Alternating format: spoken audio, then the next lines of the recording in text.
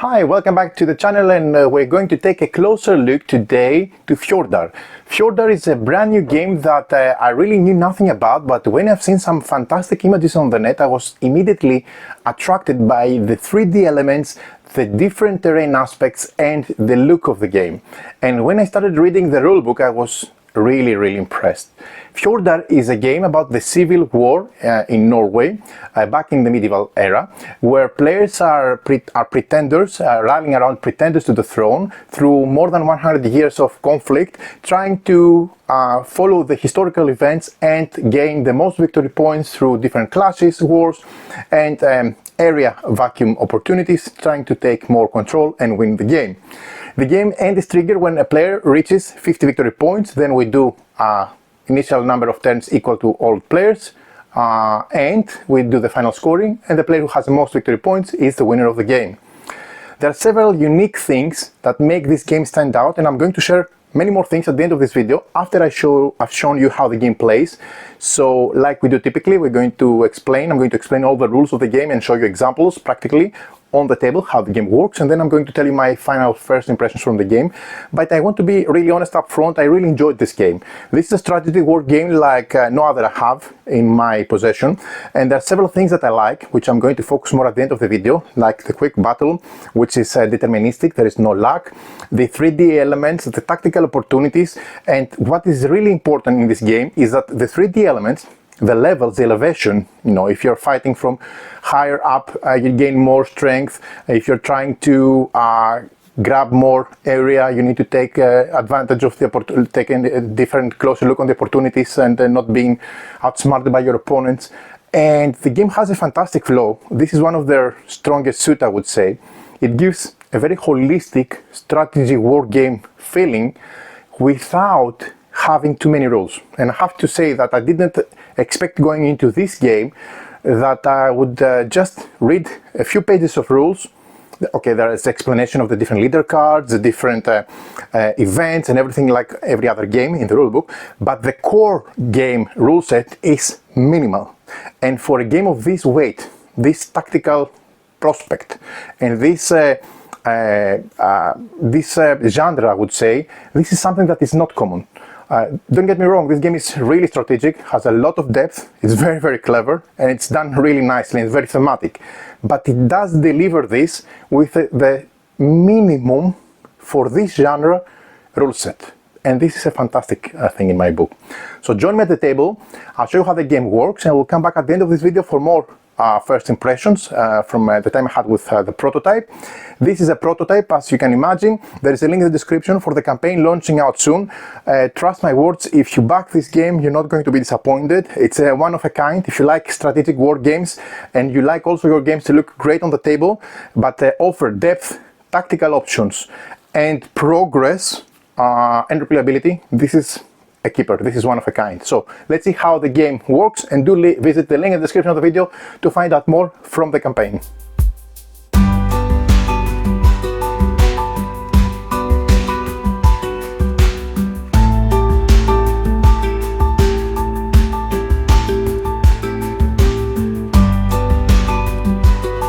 Welcome to Fjordar, a game set during the turbulent times of the Norwegian Civil War, a war that lasted from 1130, when King Sigurd Jorsalfar deaths spurred a war of succession, to 1240, when King Hakonsson's men cut down Hakon's father-in-law, the Duke Skul Bardsson, while he was fleeing during the monastery burn where he had been hiding after the Battle of Oslo a few weeks prior.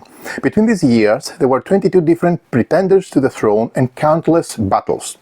In Fjordar, you play as one of the parties that gradually formed around the various pretenders during these 110 years of conflict. You win the game by having the most victory points. You gain victory points by building and burning churches, beating your opponents in battles, keeping your beacons lit, and by retrieving your heirs from the various castles on the map. A player's turn in Fjordar always begins with playing a movement card. The movement card gives you movement points that you use to move your units around the map. If you move a unit into an area occupied by another player, there will be a battle. Battle is resolved by comparing the strength of your units involved, and before each player plays a battle card that may give them additional strength, you only gain additional strength from the card if you correctly guess the suit of your opponent's card. The fewer guesses you decide to win, the more strength you're going to get from guessing correctly. When you continue, then you may use your units to do allocation actions at the end of your turn, and you sometimes draw an event card representing time moving forward to let new forests grow and let villages gain new resources for all players to exploit. The game ends when one player reaches or exceeds 50 victory points and all players have an equal number of turns. So, before doing anything else, let's familiarize ourselves with the components of the game. So, components. First of all, we have various map tiles. I have already set up the game to demonstrate how it plays for you for 4 players, which is going to be explained later on, but just let's focus on a couple of key aspects from the components of the game. First of all, we have 2 double-sided level 1 center tiles. These are tiles that always have 6 numbered letters from A or B around the edges, and this is just one of them that is not being used at the moment to show you. It's printed on both sides, different configurations, and the ones that they go in the center, they look like that. A1, A2, A3, A4 until A6, or respectively B1 until B6, so that you can find the connections and link at the correct slot the A1 tile, the A2 tile, the A3 tile, etc. That gives us another 6 tiles that go around the central hex. These are 6 double-sided level 1 edge-based tiles. Edge-based tiles always have 1 letter numbered from 1 to 6 on one side and 1 letter B numbered from 1 to 6 on the other side. Then we have various map tiles. These come into different shapes and sizes and also terrain type. I have to admit that I'm really impressed. The camera does not do justice to this game. These are magnetic thick tiles that create a 3D effect, and you'll see more of that later on. Just to mention, we have 16 double-sided green level 2 tiles on various shapes and sizes. You can already see some of the shapes there. They show like a light forest with light snow starting to gain higher on altitude. This is level 1 and this is level 2. Then we have 10 double-sided snow-covered level 3 tiles. These are these tiles here, here, here, here, where the forest trees are covered with snow. And then we have 8 double-sided mounted level 4 tiles. These are single hex tiles. And just to show you how they look at the thickness. This is a prototype, but still this is amazing. And they are magnetic. So they click to each other and you cannot accidentally bump them. Okay. There are also 6 double-sided level 2 and level 3 tiles which are used to make the different configuration based on the number of players. I have to admit, I'm really impressed by these terrain tiles. This is the standard setup. There is a lot of variety on setting up the game from reverse side, but also you can make custom maps, and there are rules on how to do that in the annex of the game. In terms of common components, we have the scoreboard, which is over there, on the top. Here is counting the score tracks, and on top of them you can see 10 event tokens, which are spread on specific spaces. When the first player reaches one of those, an event card is flipped, and an event occurs. Okay, more on that later. We have 24 resource cubes. These are resources that typically are prepared, provided from the villages, that they are these. That's why they start with 2 resources cubes each. These are really nice custom miniatures. I've done a very detailed unboxing prototype video where you can see more of the components up close, and I have posted a lot of photos on social so you can find out how they look like, but they're really, really good quality. There are 8 event cards. I'll show you the event cards and the event tokens. We have 24 leader cards. And just to mention the leaders, okay? So here, how the leaders look. I'm going to explain the anatomy of the leaders, but for the moment, keep in mind that these are level 1 leaders, and they go all the way to level 2, level 3, level 4, level 5, and level 6, okay? And these are very powerful cards that it will be explained later how they're used. We have 22 gold coins in denominations of 1 and 3. We have a start player token, and I have to admit this is one of the coolest start player tokens I've ever seen. This battle axe, very fitting to the theme of the game. We have 12 castles. Just to show you how the castles look like, this is an example of a castle. Again, this is prototype, so it may be prone to change. You have to follow the link in the description of the video to find out more about the components, and the campaign is, by the time you see this video, most probably already launched or about to launch. So we have 12 of those. We have 12 ships, which are very nice custom Norwegian ships that you can see here. Okay, some of them start on the board, one for each player, and some of them can be built by exploiting and harvesting forests. Speaking of forests, we have 16 forests. These are these cardboard 3D tokens, look really nice, and they go on the spots where you have the forest icon to start the game. These look very, very nice and create a very good 3D effect. We've seen the villages, how they look like. These are 12 villages, minis, and more to be built. Respectively, there are 12 churches. You see the church is quite higher than this. Typically in the game, players are going to be building or burning churches through their actions, and there are 12 of those. And last but not least, from the minis, we have 8 beacons. These are stone containers for the beacons where you lit the fire, and by owning beacons, having lit beacons in your color throughout the course of the game, each round you gain victory points, and it's one of the main sources of victory points in the game. Then we have one action board. This is just here. This is made from 2 pieces, and it shows the different actions where your units, if they are on there, they can be executing different actions based on the location. More on that later. We have one alliance board. This starts with the alliances. There are 4 alliances in the game, color coded black, white, green, and blue, and they're colored and they're called in different names. I'm going to list them later. You see them actually at the bottom. Yeah, their icon and the color is here, here, here, and here. Okay, and these have the possibility to be upgraded, more on that later, by placing level 2 and level 3 tiles. And each player starts with a set of level 2 and level 3 for each of the different colors slash alliances. Then each player has 4 different common battle cards and 4 different common movement cards. These are these cards here. You can I'm going to break down the anatomy of the cards, of the movement cards, and the battle cards later on. Okay, but just to show you how they look like at the moment, each player starts the game with 4 plus 4 for a total of 8 cards in the game. And let's see now the components of each player. Each player has 6 Leydunk. These are the common military units. They also have 1 Hird, which is let's say their leader or something like that, which has 3 strength and starts in their hometown. We have 25 control cubes that we place on different castles when we occupy them, or late beacons, or different locations. When you move through locations, you control them, or you gain control through battle from the other players, and you leave behind markers to indicate that you own them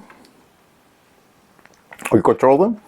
There are also 12 hair tokens for each player. And during setup, each player has one of their hairs in one of the neutral castles, as you can see. That's why the 4 color hairs there. There are 6 church building tokens that they indicate the church, and they come into the player color for each player. And there is 1 score token which starts at 0 on the scoring board. So these are the components of the game. General setup. First of all, we start by placing the base tiles. We place the base tiles that you want to use in the middle of the table. If it's your first time playing Fjordar, you go to Appendix 1, which is a different leaflet that you see here. And it has, just to show you the anatomy, it has the setup for your first game. It's a very simple step-by-step setup that shows you exactly how to create this beautiful map. If you have played before Fjordar, you go to Appendix 2 and you do the standard map setup, where you get to change different things. These are the placement rules for making your own maps. And there are also a breakdown in the appendix, just since we're here, for all the event cards, how they work, all the common movement cards, how they work, or their leader cards, how they work, and what they are on the different levels, okay? Based on generation, this is generation 6, for example, okay? Generation 4, 5, and 6. And there are also the alliance styles, which are essentially like a tech tree, the upgrades, okay, giving you different scoring opportunities and different strength based on the alliance, which are explained at the back. You start with level 1 on each of those 4 alliances. Now, as I said, if this is your first game, you go to the appendix 2 and you follow the instructions there. Once you follow the main instructions that I showed you for the general setup for the first time, then you proceed to the next step. The next step is to place the scoreboard over there, with each player placing one score marker at 0. Okay? You place it close by. Then you start with location pieces and resources. If it is your first time playing, you should already have placed all location pieces that you need. These are all the different locations that I already showed you, the different tiles on the different levels. And if so, you ignore the following instructions, but let's say for the sake of benefit of explanation, what you do is you place all gold, villages, resource cubes, ships, forests, and churches next to the map, okay, and close by, along with the different castles, beacons, etc. From those castles, you place a castle on each starting castle space that each player gets. So this is for the red player, this is for the yellow player, the purple, and the blue. Okay. By the way, where you get to place the starting spaces, these are also explained in the appendix. Okay, so you have to quickly check there, and they can be different depending on the number of players.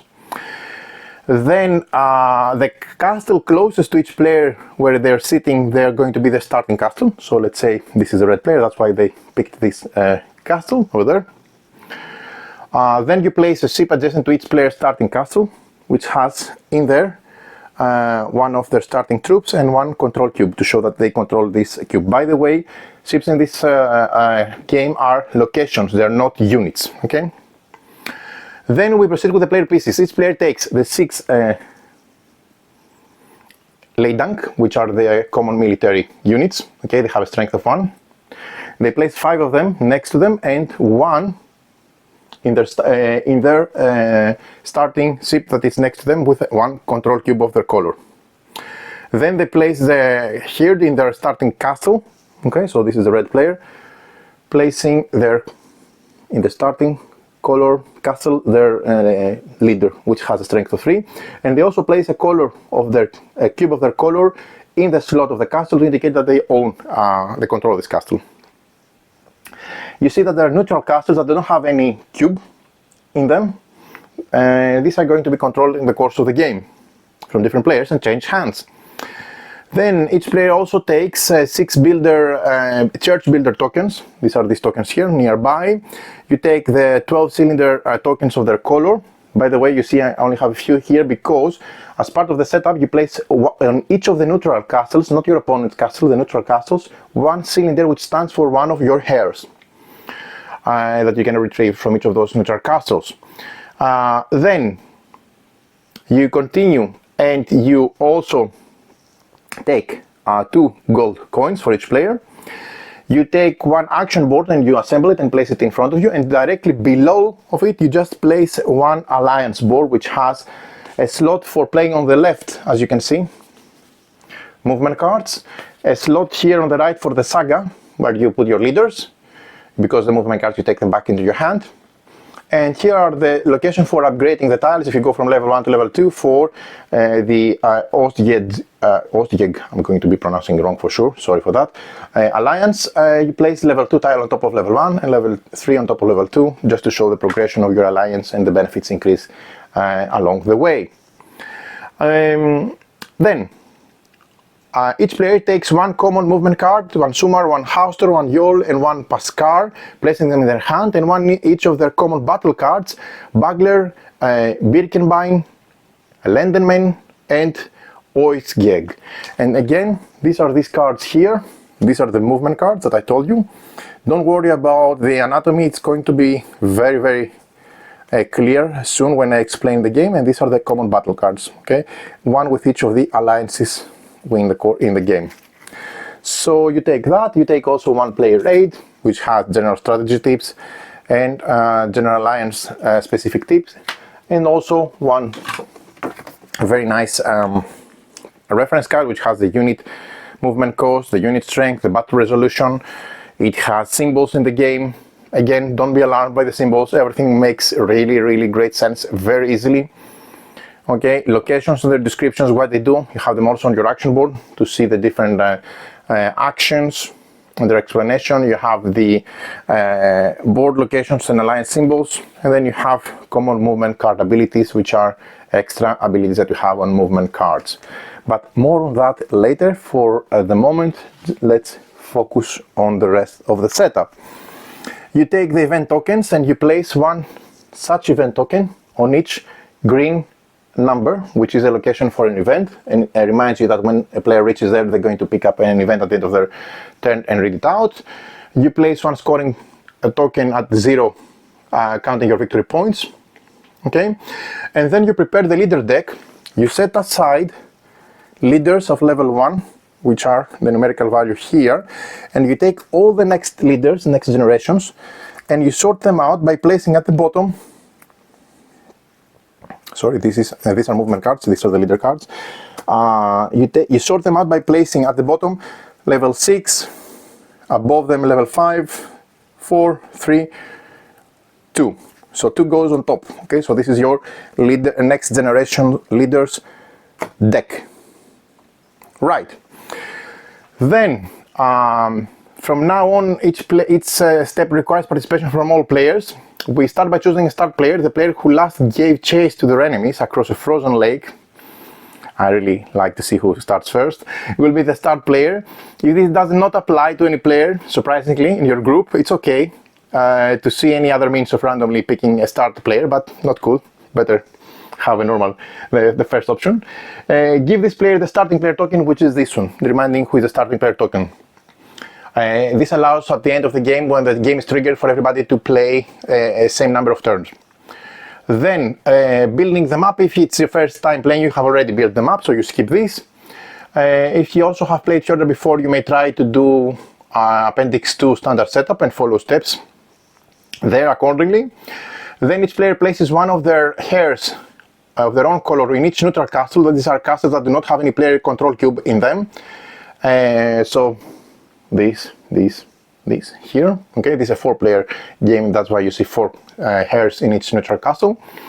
And then choosing start leader cards, you find the 4 generation 1 leader cards. These are these leader cards that I showed you here. They have the Latin 1 for generation 1. Okay, you take these 4 starting leader cards and give them to the player sitting to the right of the start player in reverse player order, anti-clockwise. Each player chooses a leader to start the game with. And when playing with 2 players, the first player to select a card also discards a card so that that they do not want their opponent to take. Okay, and this is the only time that you show other players your hand at this step, and then you're ready to start playing. Now let's familiarize ourselves with a few key terms of the game. First of all, the active player. The player whose turn it currently is the active player. Area. This is something interesting. Area is a space on the board made up of 1 or more adjacent hexes of the same color on the same terrain level. Only one player can control an area and have their units there at the same time. We'll see how this makes more sense in the section where we explain the movement, but for you just to understand, this is level 1 of the same color, so green fields, okay, and this is one common area. This is another area, this is another area, and this is go all the way to level 4. This is another level area of one single hex. More on that later. A cliff. Cliff is something interesting. For you to understand cliff, you have to visualize that this is a 3D terrain, meaning level 1 is C, and this level is level 1, okay? This is level 2, This is level 3, and the mountain, the snowy top here at the top, is level 4. Okay? So now that you have visualized the different levels, by the way, cool magnetic tiles, so nice. Now that you have seen the different levels, you can imagine the cliffs. A cliff, when two adjacent areas that are separated by 2 or 3 terrain levels, these are considered to be separated by a cliff, okay? And we'll see them during movement, but this is not a cliff. This is from level 1 to level 2. This is from level 1 to level 2, but here is from level 1 to level 3. So this is a cliff. Okay, this is also a cliff. From the sea here it's 2 levels. So level 1 and level 2 and level 3. This is level 3. So from level 1 you go to level 3. So this side is a cliff. Okay, more on that later. Controlled area. An area where a player has control cube. Through the course of the game, the players are going to be moving, okay, from area to area.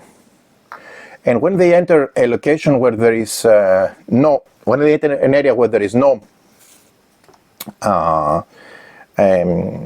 control cube, they're going to be placing control cubes in the different areas, okay? So while they move, they're going to be placing in the different areas control cubes to indicate that they control it, okay?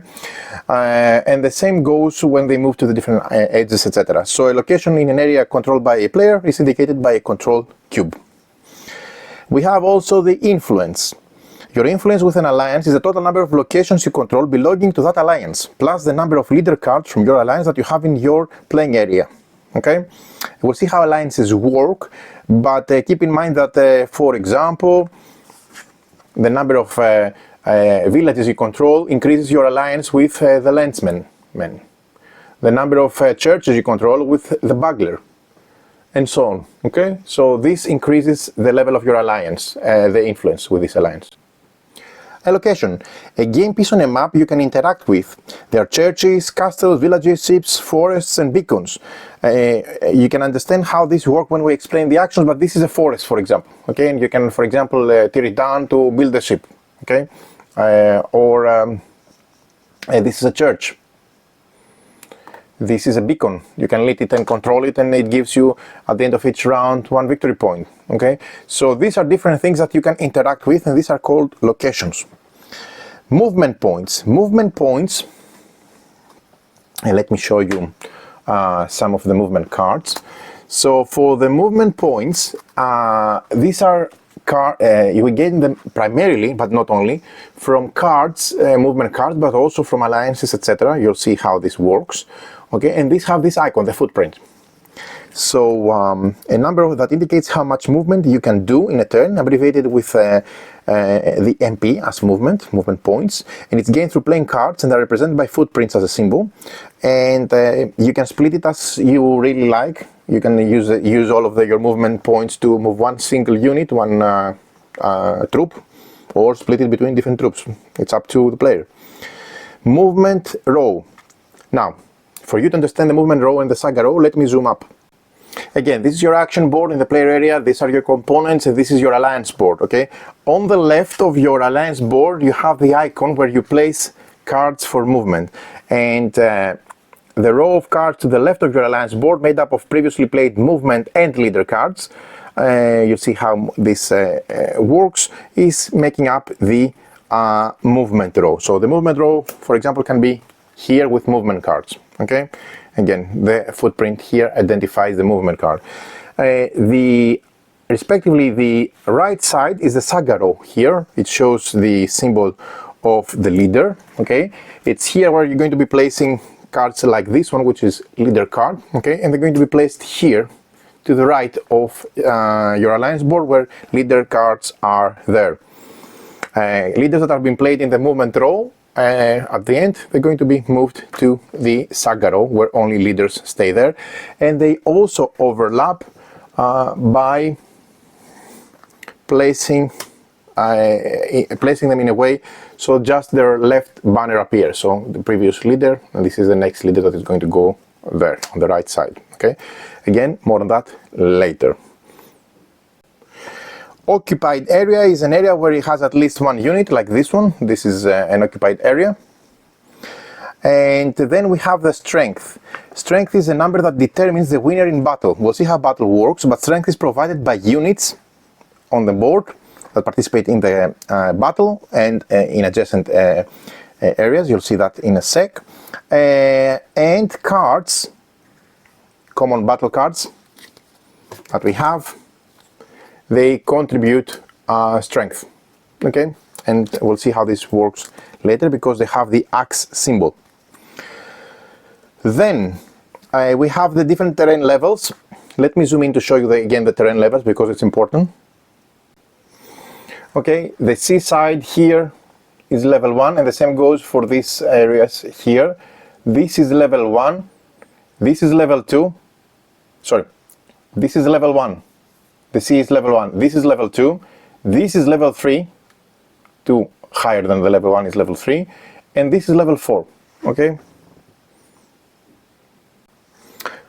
A unit, a piece representing soldiers in the game. The two unit types in the game are Hird and Leidang. New Leidang units are usually acquired through the Master and Light beacon actions, while if you lose your Hird, which is this one, which has also strength 3 versus the one of Leidang, if you lose your Hird, the way to add it back on the board is by playing a leader card, and we'll see how this works and how they contribute in battles later on.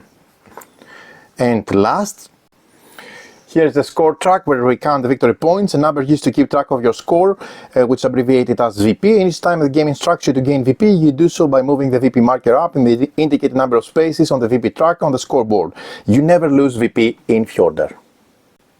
Now, a word about alliances and why they are important. There are 4 alliances you can gain influence with in Fjordar. Each alliance is associated with their own color and their own location type on the board. These are the 4 alliances that you see also on your alliance board here. First of all, you see this icon and this color, the black one, and this is the Bugler. You gain 1 influence with the Bugler alliance for each church you control and for each leader card you have in your player area with Bugler symbol. This is the Bugler symbol. Okay? Their color is black. Then we have this white color, the Birkebein. You gain 1 influence with the Birkebein alliance for each castle you control, obviously, from the alliance board, and for each leader card you have in your player area with the Birkebein symbol. Their color is white. Then you have the Lensmen. You gain 1 influence with the Lensmen alliance for each village you control and for each leader card you have in the player area with the Lensmen symbol. Their color is green. Okay, and these are the villages. And last but not least, we have the Oiskjeg. You gain 1 influence with these alliance for each ship you control and for each leader card you have in your player alliance with their symbol, and their color is blue. Okay? Now, another important aspect is upgrading alliances. When you have 4 influence from control locations and or leader cards, you immediately gain a level 2 alliance tile in that alliance space on your alliance board.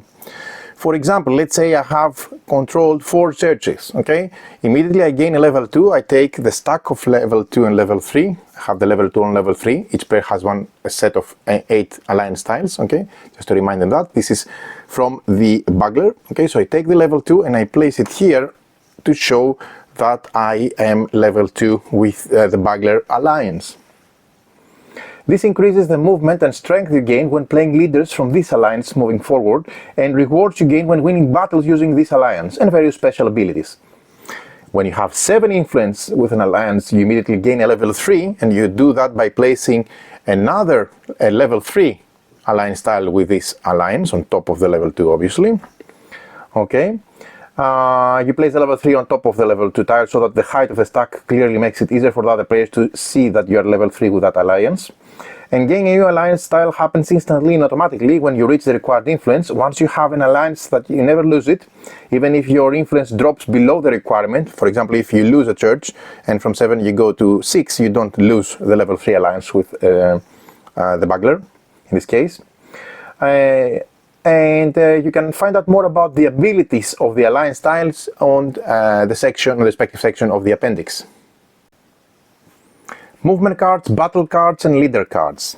Movement, leader, and battle. The most used cards in Fjordar are the movement cards, the battle cards, and the leader cards, and movement cards can be identified by the card symbol with a footprint in their left margin. Battle cards, these are these cards, okay?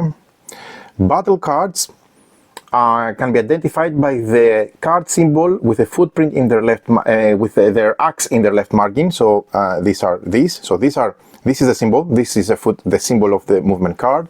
This is the axe, the symbol of the battle card, and this is the symbol, or the crown of the leader card. So leader, battle, movement. Okay. Keep in mind that leader cards can be played. These cards, leader cards, can be played either for movement or for battle. They will stay in your play area for the rest of the game, and unlike common movement cards and battle cards, which these cards return to your hand. Okay, but these stay in your play area. Specifically, they move to the right side in the saga row. Keep in mind that all symbols in a card's left margin affect your later turns and other players' turns as long as the card stays in your play area. All other symbols only affect the turn the card is played. Meaning, if I'm like that in my row, okay, when I play a new movement card, I play it so that it oversteps. So this symbol, and this symbol are still in effect and only count the extra symbol from this, not from the cards that they're covered. Okay, so only the last card adds their extra footprint symbols. The previous one just give the ones in their top left banner. That's an example to show. A quick word on the anatomy. We have the name of the card. We have the main movement points for common movement cards only. Okay, and this is this number here, the plus, so it has 1 in this case. It has a fixed amount of main movement points. For instance, this gives you 1. We have the alliance movement points for leader cards only, and this is this one here, a symbol referring to the movement points on the current alliance tile on the same suit as the leader card. When playing a leader card as a movement card, you add these movement points printed on the current alliance tile before belonging to the suit of the leader that's been played. So in this case, if I play this card, I count 2. If I have upgraded to level 2 this alliance, I count more, and so on. Respectively, the alliance strength, again for leader cards, this is here, for leader cards and battle cards only. A symbol referring to the strength of the current alliance tiles in the same suit as the battle of the leader card, and when playing cards in battle, always use a strength printed on the current alliance tile and corresponds to the suit of the card being played. Then we have here and here the left margin movement points or strength, movement points, okay, or strength for leader cards and common movement cards only. We have the alliance symbol. This is for leader cards only. This is the alliance symbol. In this case, with specifically the lensman. Okay. We have the card type that you see here. We also have the generation. This is for leaders. This is generation level 1. But for example, this is generation level 2. Okay. We have the special ability, leader cards and common movement cards only, here and here. These are explained in the annex, but common battle cards do not have special abilities. We have the strength multiplier reminder, these leader cards and common battle cards only, and this is here. If you did 1 guess only, you multiply by 3. If you did use 3 cards for guessing, you multiply by 1. With 3 cards you multiply by 1, with only 1 card guessing you multiply by 3. More on that later during the battle. Last we have the alliance suit color, common for battle cards only. This is this color here, because when you play a card, these can be tucked like that below, so your main card has also guesses, and this is a guess for the blue alliance. But this will make sense later when I explain how battle works in practice. Playing the game. Here is your main action board, and here at the top it has the different steps of each player's turn. Each player is going to go through all of these steps before going to the next player. So let's see how we play the game. Beginning with the starting player, each player does their complete turn before proceeding to the next player in a clockwise fashion. This continues until the end of the game condition is triggered. Each player on their turn completes the following 6 phases in the order described here. You must finish a phase completely before moving to the next phase. For instance, you cannot do a location action with a unit and then move it to a different area. Okay? So you follow numerical order. First 1, then 2, then 3, then 4, then 5, and then 6. Let's see the phases up close. First of all, we have the phase 1, and the symbols here explain it and make sense really easy. Once you get to understand how the phases work, we'll go into deeper diving into the phases later, but let's see a summary of them. First of all, phase 1 here, you pay gold or retrieve all movement cards. You pay 1 gold for each card already played in your movement row. Here on the left is your movement row. Or take back all your movement cards from your movement row to your hand, and if you take back all movement cards, any leader cards that you have in the movement row, you move them to the right side, which is the saga row. In the first phase of your first turn, you skip it, obviously, because you have no cards there. Then you move to the second phase, which is play a movement card. You play a common movement card or a leader card to gain movement points to spend on your units in the movement phase, along with the special abilities printed on their cards, if they have any. Common battle cards, they don't have special abilities. Common movement cards and leader cards have special abilities. And you play them on the right and the top of any pre-existing cards played. Then we move to phase 3, which is movement. You spend movement points to move your units, any units you want, as long as you have movement points to use to move them, and ships that you control around the board. Then we move to phase 4, which is battle. You will resolve a battle in each area you have moved any of your units into an occupied area by another player. So you can have more than 1 battles here. Phase 5 in the player's turn is location actions. You use your units to do actions at the various locations around the game board, and you can do that up to 1 location action with each of your units that you have in a location. Okay, and the actions are explained here. Basically, if you're in a forest, for example, you can build a village, or you can scrap the forest to build a ship, etc. Okay, or you can burn a church, and so on, or light a beacon. So all these actions, I'm going to explain them later on, but you can use 1 of your units for each location. So if I have a unit in the castle, I can use it to make a specific action, or this action if I'm in a village, or this action if I'm in a beacon here. Okay. Once you finish with the location actions, as long as you have finished with them, you move to the end of turn, which is phase 6. You score 1 victory point for each beacon you have lit. That's why you want to light beacons, essentially control them. And if your score token has passed or landed on at least 1 event token, you draw 1 event card and read it and resolve it at that stage. So first phase is pay gold or reset movement row.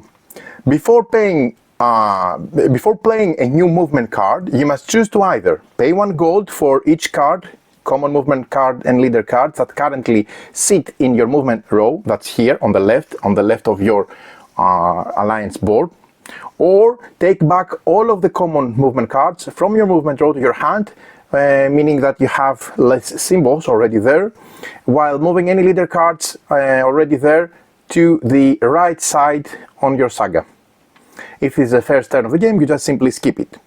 Why would I want to keep these cards down? I want to keep these cards at this spot there, because if I want to play another card, okay, let's say I wanted to play this card, I keep counting all the previous movement symbols I have there already, and I add to the movement I play here. Okay, more on that later, how movement works. So, for example, if I wanted to keep these cards and not take them back up and clean my movement row, I need to pay 1, 2, 3, 4 gold coins in order to be able to later on play 1 card there and add to the movement symbols that I have there, and increase movement points amount to spend. If I do not want to pay gold, or if I don't have enough gold, I need to take these cards back into my hand. The common movement cards go back into your hand for later use. Any leaders that were played as movement cards on the left in the movement row, they go to the right on the saga row, sitting there and overlapping any previous cards in this fashion. Next phase is the second phase, play a movement card. Each turn you must play exactly one card from your hand. You place it face up in front of you to the left of your alliance board in the movement row. Each subsequent card is played so that it overlaps the previous card, leaving its card left margin visible.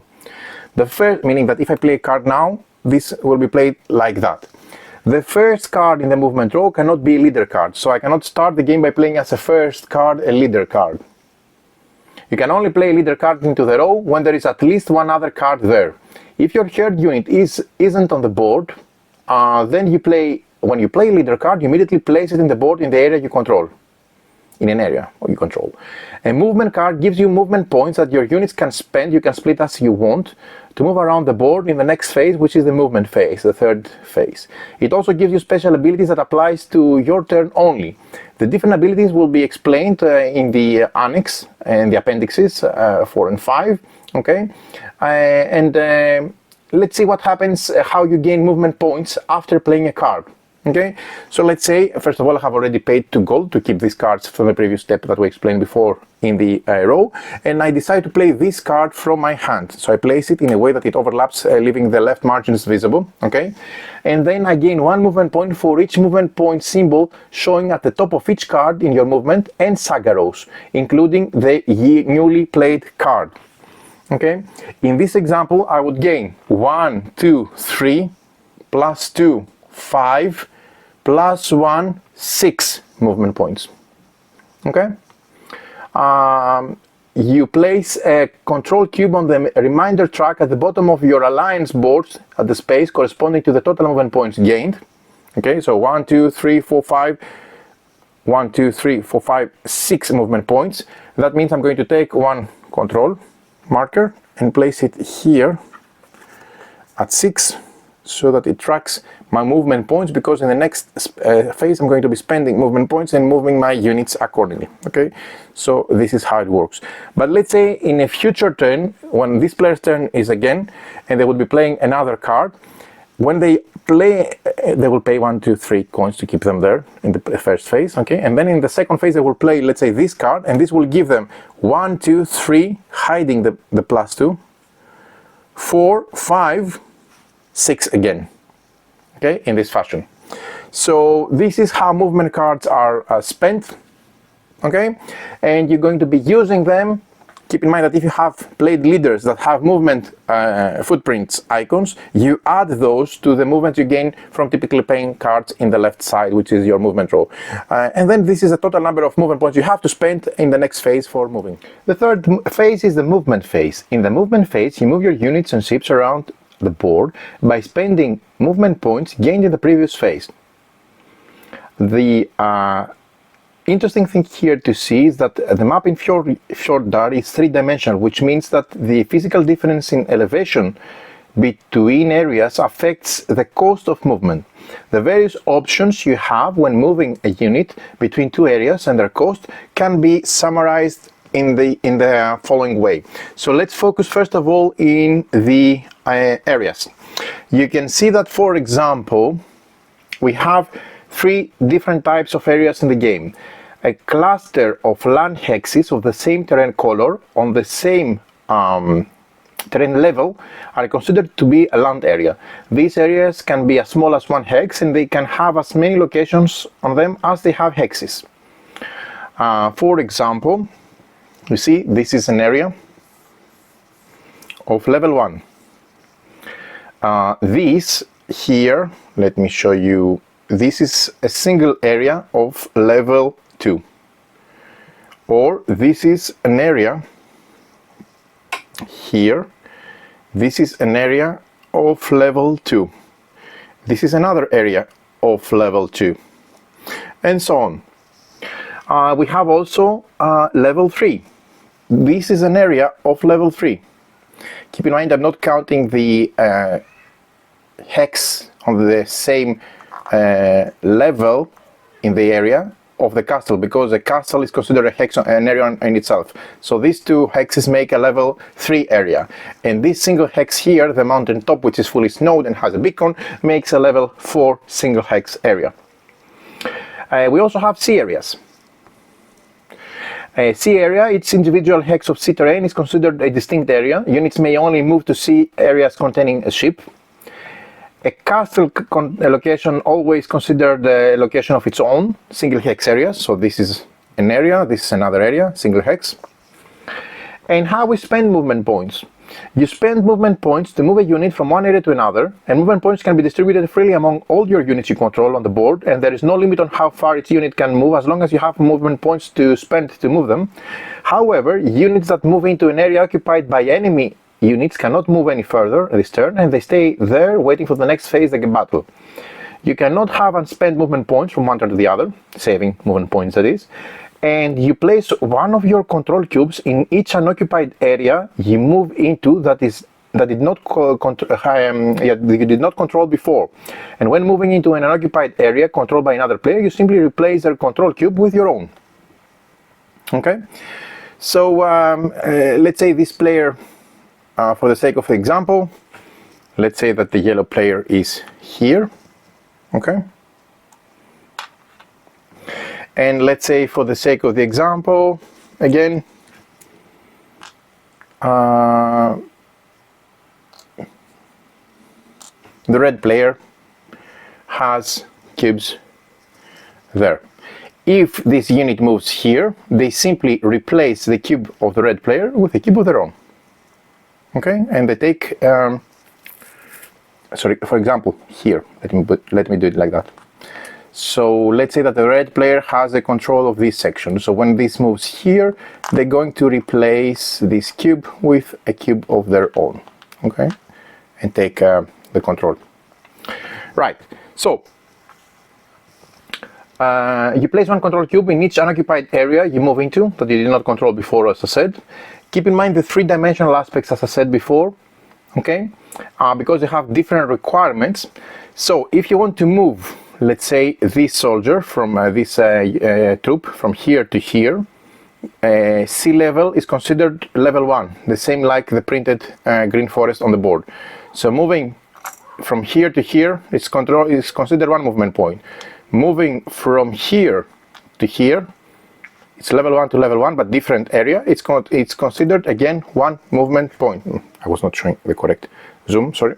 So moving from here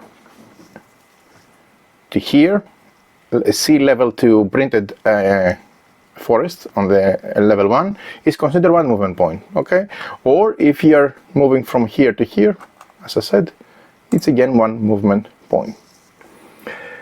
You spend one movement point to move a unit to an adjacent area one terrain level below. When you're descending, you spend one movement point to do so.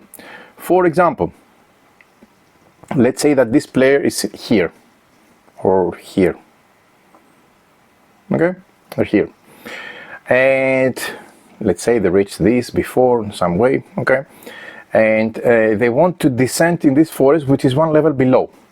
They spent similarly one movement point because it's just one level below, okay, moving one adjacent terrain level below, one level below. So from level 3 in this case to level 2 costs one movement point. The same goes from level 2 to level 1. Okay, again costs one movement point. Okay, right. Then if you move a unit to an adjacent area one terrain level above, so if we were doing, let me remove the forest for the sake of showing it easier. If we ascend, going upwards, it's more difficult. So instead of when you go here, you spend from here to here, you spend one movement point. When you go upwards from low to one level higher, you spend two movement points. Okay, so keep that in mind. Right. Then the next thing that I want to highlight is the cost that you spend, and keep in mind that you can never go from, let's say, from here. This is level 4, so I can never go up because this is more than 2 levels, which means it's a cliff. Even if it goes to level 3, if it goes like that, still I cannot go from level 1 to level 3 because 2 or more is a cliff, meaning that this side is a cliff, whether it's level 3 or whether it's level 4. Okay, and the same goes from here, sea level, level 1, to level 3. It's considered a cliff. So you spend 1 movement point to move to any other area on the same supply line, ignoring all other movement costs and cliffs.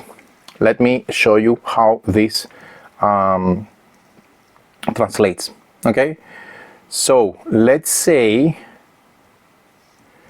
I wanted to move. Let's say I had another ship here, making a bridge. Okay, the yellow player. And let's say I had one troop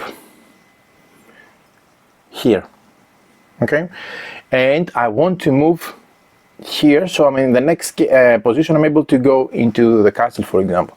So I spend 1 movement point to move through this supply line, which extends above different levels, different terrains, etc., to go in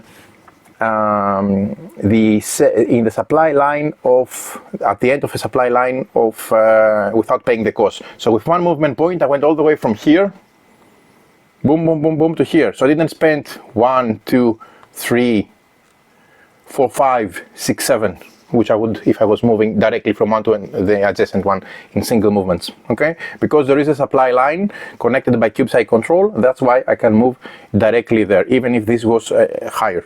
1 more level high. Last, I spent 1 movement point, which I already demonstrated, to I demonstrated as a bridge, but I can spend 1 movement point to move a ship to any other unoccupied sea area. Enemy ships do not block your path, so you can freely move past them. So I cannot move a ship that does not have at least 1 a unit of mine, even if I control it. In this case I control the ship, but I cannot move it because it has no troops, so it can have at least 1 troop.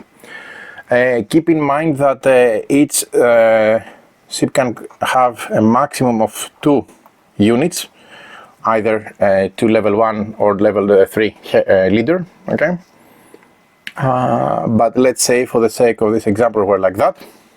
Okay, and for me now to move to any other unoccupied sea level, I can freely move it because I have a unit there and go anywhere I want by spending 1 movement point from a sea level to a sea level. So, ships are considered a location in Fjordar and not a unit. They can never be more than 1 ship in a sea area. Ships are governed by the same control rules as areas. You can gain control of an unoccupied ship by moving a unit into or take control and replacing the cube with your own, or winning a battle there. When gaining a new ship, either through the build a ship location action or through free actions on cards, you always place your own control cube in it, and never place a control cube directly in C. So you cannot have control cubes on C hexes. Okay. A ship you control is part of your supply line and functions as a bridge for your units, which we demonstrated later by moving across this supply line. And ships can hold up to 2 units, as I said before, and move and must have at least 1 unit on board to be able to move. When you move a ship, your units on board move together with them for free. You don't pay for extra for their costs. Okay. So again, this is how we move through a sea. Okay. If by moving I end up, okay, let's say I was somehow like that. Okay, let's say I was like that, and let's say I move from here to here. Okay, that means I would immediately stop and wait, and I can continue with the rest of my movements as long as I have movement points to spend, but I cannot move further this unit. This is locked and waiting for the battle to happen in the phase 4. Okay, a unit that you own that have moved into an area occupied by another player is considered part of your supply line for the rest of the movement phase. This means that you can move other units on the same supply line only for 1 movement point each, meaning this one within the same supply line can come and join the battle here. Right, for 1 movement point instead of paying more, because there's a part of the supply line. We explain how cliffs work. Okay, this is level 3, level 2, level 1, level 2, level 3, level 4, and this is level 1, and this is level 1, this is level 1. So this side, 2 or more levels are a cliff. Adjacent areas separated by 2 or 3 terrain levels are considered to be separated by a cliff. You cannot move up or down a cliff unless you control both areas separated by the cliff. They are on the same supply line, or you play the Sumar card, which is a special ability. But if I control the same supply line, so for example, this from level 1 goes to level 4 here. If forget about the red player, if the yellow controls this with a cube, and they control also this with a cube, yellow cube, they can move from here as part of the same supply line. Right, you don't count levels and cliffs for supply line purposes. So this is how movement works. Again, I remind you that you complete all your movements, lock any units that they step on a hex with another unit for upcoming phase 4 of the battle, and then proceed until you have no more movement points to spend, or you do not wish to spend the remaining movement points you have for moving.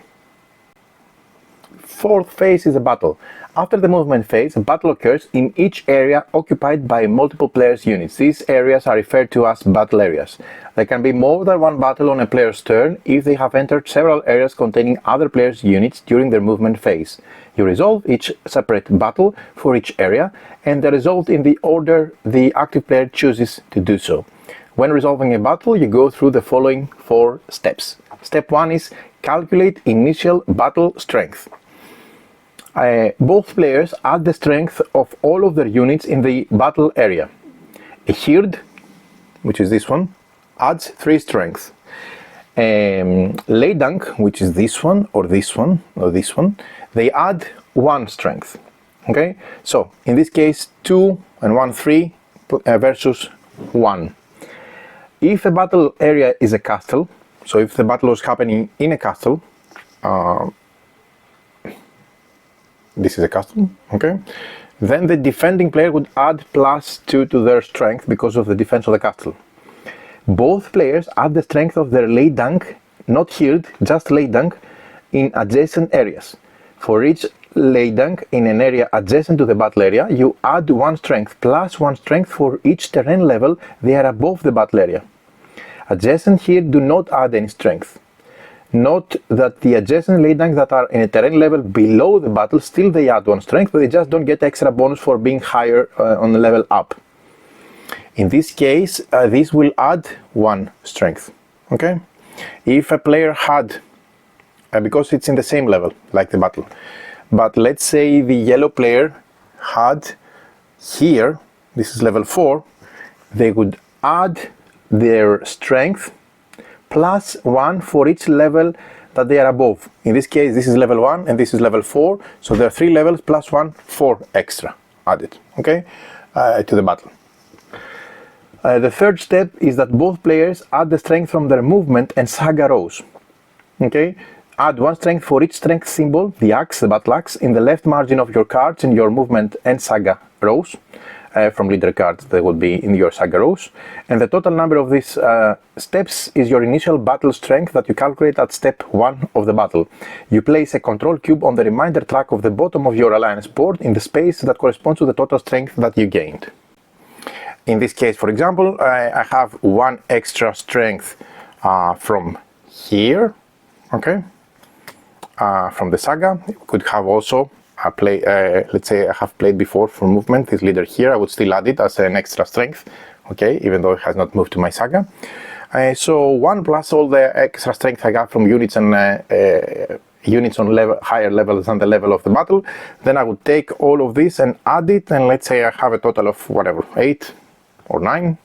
I would place one of my cubes there to indicate that I have 9 initial strength, and every player does the same during their turn for this specific battle that they are participating. The second step of the battle is play battle cards. After calculating initial strength, each player attempts to gain strength from one of the 4 alliances in the game. First, both players secretly choose battle card, common battle or leader from the alliance that they want to use, and next both players choose 1, 2 or 3 common battle cards to predict the alliance of the opponent's battle card. Battle cards used this way are called prediction cards, and you rotate each prediction card 180 degrees and place it behind your chosen battle card so that only the alliance color area is visible. So in this case, let's say this player is deciding to play as a battle card this blue OSTG card, and they can use either 1, the white, 2, the white and the black, or 3, the white, the black and the green cards as prediction cards. But in this case, they will need to play their battle card and their prediction cards reversed and tucked under there so that just their color, white, black and green, shows up. Okay. Finally, both the players simultaneously reveal their chosen. So a player can have this, for example, or a single card. So you decide, you have from 1 all the way to 3 prediction cards tucked below and reversed 180 degrees so that they show only the color of the banner for the alliance. Finally, both players simultaneously reveal their chosen battle and prediction cards. If one of your prediction cards matches the alliance of your opponent's chosen battle card, so you're trying to match with the prediction cards below what is the color of the opponent that they played across you for the battle. If you manage to one of your prediction cards to match the alliance of the opponent's chosen battle card, you gain the strength printed on the topmost tile of the alliance belonging to your battle card. In this case, your own battle card was blue, and if you have previously, let's say, upgraded your alliance tile to level 2, that means you will gain +2, in this case, axes for your strength.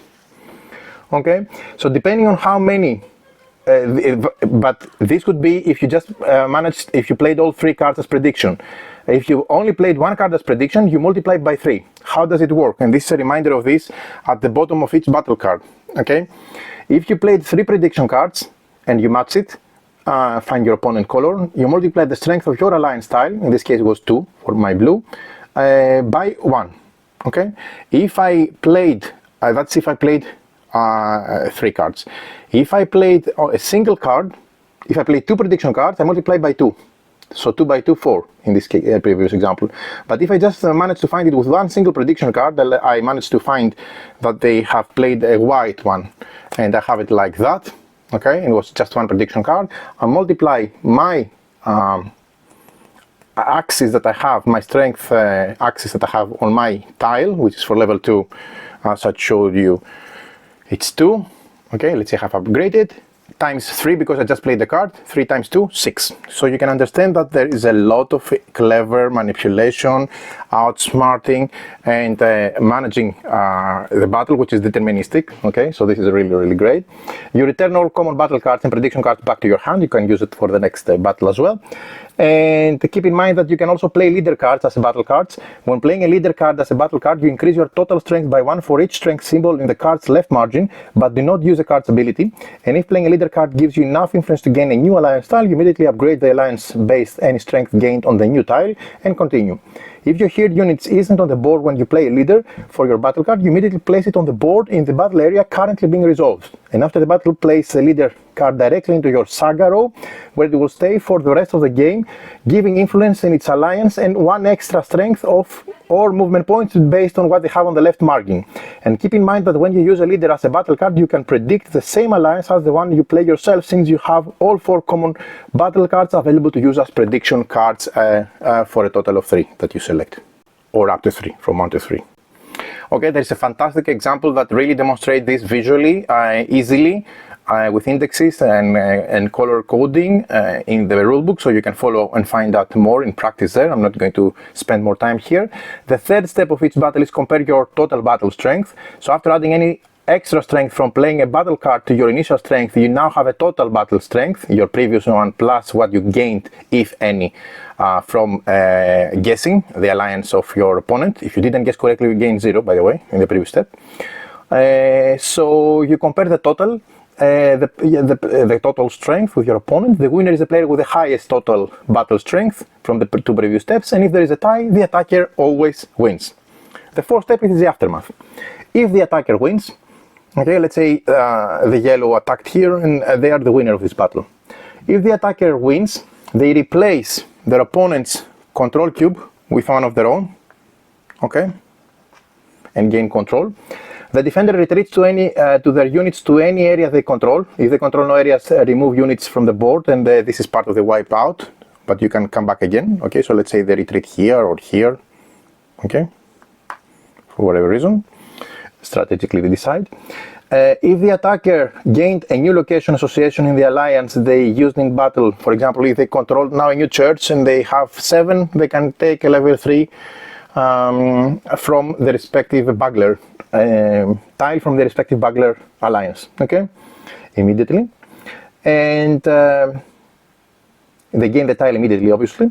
And next, the attacker gains the reward printed on the topmost alliance tile corresponding to the alliance on their battle card, gold or VP, okay. So again, let's say that they played this was their battle card, okay, and they're on level 2. That means they're going to gain either 2 gold or 4 victory points, whatever they decide, based on the level of the tile they have. Right. If the defender wins, the attacker removes one of their units that participated in the battle to their supply, then they retreat to their surviving units from the battle area to any area they control, and the attacker removes one of their units that they participated in the battle to their supply. Then they retreat their surviving units from the battle area to any area they control. The defender keeps control of the battle area and gains 1 gold as a compensation. After the movement and potential battles, your units will be on different location actions. For example, if you have a unit, let's say here, this is on a forest space and they can do a forest action, okay? So this is applicable for all the locations you have units on the map. After movements and battle, each of your units may take 1 location action. A unit must be in the same area, not hex, same area, as a location to take location action. Units placed as a result of location action cannot be used to perform a location action in the same turn they were placed, for example from the master. More than 1 unit can take an action at the same location if the location permits. Some actions have a gold cost, which you have to pay in order to take the action, otherwise you cannot take the action. And you perform the location actions in order of your choosing. If there are not enough location pieces or units left in the supply to complete the location action, you may remove one from your own locations or units on the appropriate type from the board to place it when doing the action. Okay, so let's focus on the icons, and here they are explained below. So this is forest action, this is church action, this is beacon action, this is village action, and this is castle action. And you can see them from the different columns. They explained in the index, on the reference, and on your action board. So here, this is the it's a forest action, and it's build a ship. You pay 1 gold to the supply. Okay, you remove the forest from the board, and here it shows that you add a control cube to a ship from a supply and place it on an empty sea area adjacent to any area connected with the forest via a supply line. In the likely event that there is no such a sea area next to it, you place it as close as possible as you can to any area connected with the forest via a supply line. And here at the bottom it shows that the unit can be built, the unit that built the ship, so the unit that let's say harvests the forest to build the ship, they can also immediately move onto it with this action. Next forest action is build a village.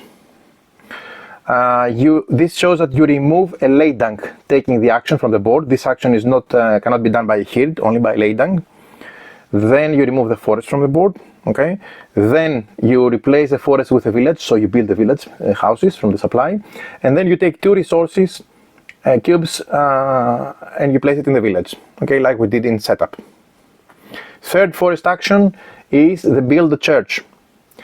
You pay 1 gold, you remove the forest, you take 1 church and you replace the forest with 1 church from the supply.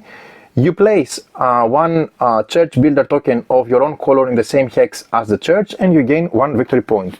These are the hex church building tokens in your color, and you have 6 when you start the game in your supply. Next action, it's this, showing a church burning. This is church action, burn a church. Here You cannot take this action at the church with a church builder token of your own color, only on opponents. You build the church of the opponent. You remove the church from your board and put in the general supply. If the church was built by another player, return the church builder token to the player who owns it, so they can build one again if they don't have any church building tokens. Then you either gain 1 gold or 1 VP for each church builder token you have on the board yourself. And this can be very lucrative depending on the status and situation on the board at any given time, and what others have done and what you have done. Next action is this one with the beacon. This is a beacon action, light the beacon. You take the control cube and you place it next to the beacon and place it on top of the beacon. Okay, you need to have it next to the beacon and you place it on the beacon. So you need an action to do it, okay? Not just controlling the area. The beacon is now considered lit. Then you take a new lead anchor unit from the operational supply and place it in any area that is connected to the beacon via supply line, so you bring more people to your cause, okay? You cannot do this action at the beacon that is already lit with a control cube of your own color, and you can take this action without placing a lead anchor, if you don't want. Next action is village action, master or tax. You remove 1 resource cube from the village, so you need to have one of these wooden cubes at the village to remove them, okay? You remove it, sorry, here you remove it. Then you either master, you place 1 new ladang unit from your personal supply in any area connected to the village via supply line in a similar way, or you gain 1 gold from the supply. And the last action is the castle action, retrieve your hair. First, you take a hair of your color from the castle occupied by the unit performing the action and place it in your own personal supply, so you collect the hair. Then you choose an alliance that hasn't been used yet this turn for retrieving a hair. You score victory point using the table on your action board based on the sum of the number of locations associated with this chosen alliance that are connected by supply line to the castle you removed the hair from, and the number of alliance symbols matching the chosen alliance in the left margin of the leader cards in your player area. Okay, and this is explained here visually, and you gain this amount of victory points respectively. And you draw the top, this is here, you draw the top 3 cards from the leader deck, choose 1 to take into your hand, this is the hair you retrieved as a leader, and place the other 2 back in the deck in the order they were drawn. In a 2-player game, you choose 1 card to take into your hand, 1 card to discard, and place the remaining card on top of the deck. Okay, so this is how you gain more leader cards that are indeed very powerful. The end of your turn. This is the 6th step, and let me show you how it looks at the 6th step. This is the end of your turn. You gain victory points from beacons. You score 1 victory point for each beacon lit with one of your control cubes on the board. That's why you want to have a beacons lit. Okay. And then you draw an event card. At the end of your turn, if there is an event token in the event space at the bottom of the scoreboard, remove that token and draw and resolve an event card. If the event deck is empty, you shuffle the event and discard pile to form a new deck, and then continue with the player to your left. Okay, but only if there is an event token, because you passed at least 1 event spot and there was an event token to be collected. The end of the game. When does the game end? The game ends or triggers when a player has reached or exceeded 50 victory points. When the end of the game is triggered, you finish the current round so that all players take the same number of turns, and this is what this starting player token serves. And then we proceed with the end of game scoring. When the game is over, each player performs final scoring as follows. You score victory points for each set of leaders from different alliances in your player area, not in your hand, in your player area, they need to be played, have been played. 2 victory points for 2 different alliances, 4 victory points for 3 different alliances, and 10 victory points for 4 different alliances, as shown on the table to the right of each action board, which again is at the right of your action board as a reminder. Okay?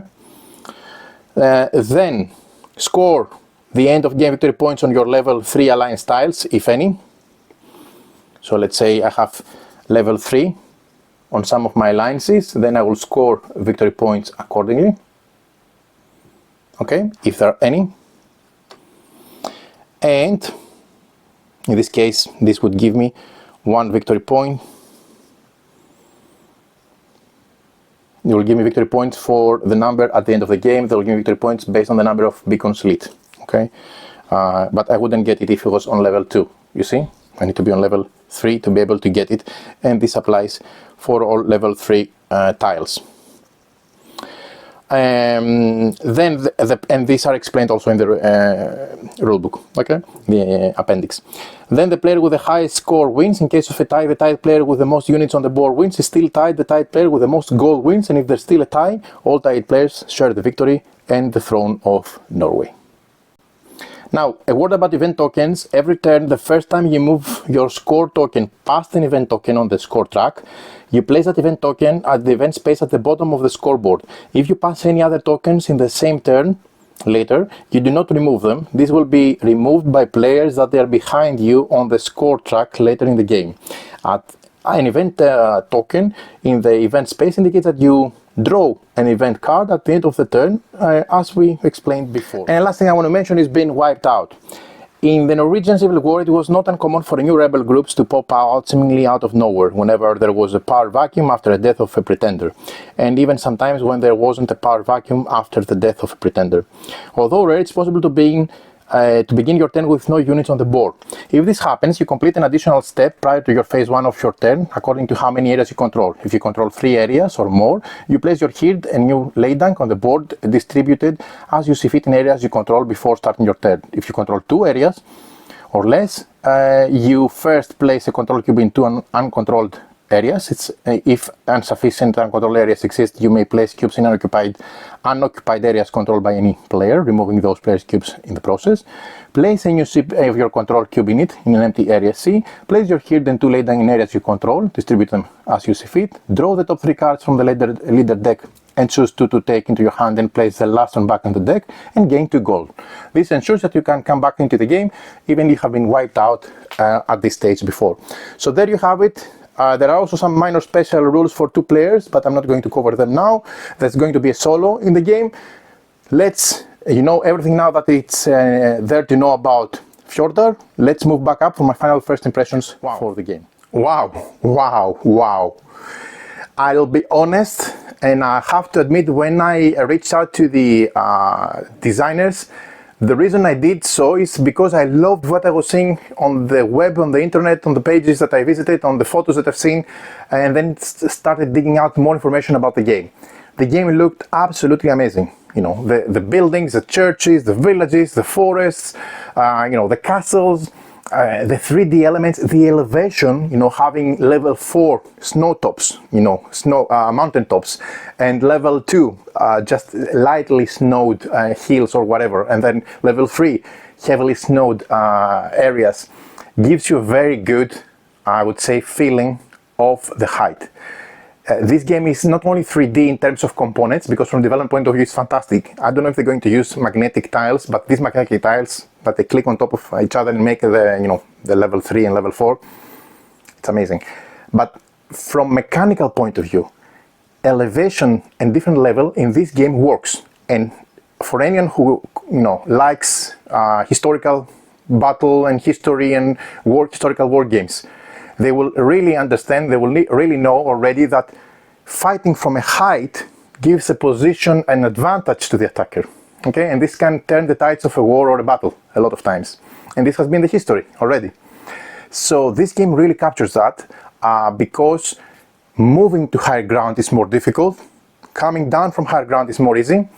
Reaching out different locations is part of expanding and exploiting and having your units on different spots. The action spots are not worker placement, it's worker placement, but with your units that they are attacking units, and you need to continuously move to have your units on different action spots on the board to take these actions. Getting more leader cards, which are very powerful, is amazing, and you get them thematically by liberating or gaining back heirs from the different castles that you have across the countryside. From the different castles, you liberate them and then you draw leader cards. Really, everything in this game makes thematic sense without making an effort to make a thematic sense. And then the battle. The battle in this game is phenomenal. Very, very simple battle, very deterministic. I like the way how you play cards, and you just have, strength that you already know from units that you have on the board. We've seen it in other games, okay, already. And then you try to get additional strength via supply lines, via adjacent units, but also from having higher elevation units on higher level hexes, areas around the battle hex, battle location. And the final, third and most important is the secret, outguessing your opponent by trying to find out which alliance they're going to come down in the battle and playing the card for this alliance and guessing it with as few cards as possible to increase your multiplier to gain that many more victory points based on how high you have upgraded your tile with this specific alliance. The game comes with 4 alliances that will give you additional axis battle strength to add to your total battle strength. It sounds much more complicated when you just say it, but when you see the example in the rulebook, when you see the explanation, you've seen the explanation already by the end of this video, you really see that this is very straightforward, but it's so cunning, so clever, and can really turn the tide on every single battle. So overall, great game, a very full experience. I had a great time playing the game. I really enjoyed this. A game that really caught me by surprise, and I can easily see it being played a lot on my table. It will appeal to many gamers, war gamers, and casual war gamers, experienced war gamers, because it brings a breath of fresh air, both in tactics, both in the battle system with the cards, both in the elevation and the different level and units and height, but also on the different exploitation that you have from the action points around the different board and different actions, building churches, burning churches, converting forests into ships so that you can move around. The supply lines are amazing, so that you can move from one location to the other without paying the cost with supply lines. You can have many supply lines on the board, and so many things to love in this game. One of a kind, really enjoyed, highly recommended. This is Fjordar, a war game of one of a kind.